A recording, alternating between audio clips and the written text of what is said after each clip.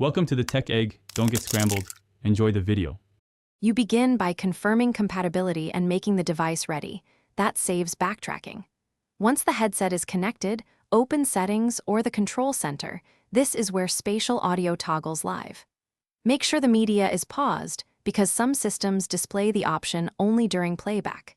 You're looking for sound, audio, or headphone settings, navigate there now. This first step puts you directly into the right menu, so you can change the feature without hunting through unrelated preferences.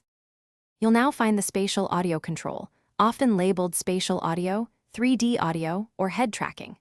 Toggle it off. Doing so immediately switches processing from virtualized surround back to stereo, which reduces artificial panning. If your device offers Dolby Atmos vs Spatial separately, choose stereo or turn off Atmos too. Make sure to check per app settings because some apps override system audio.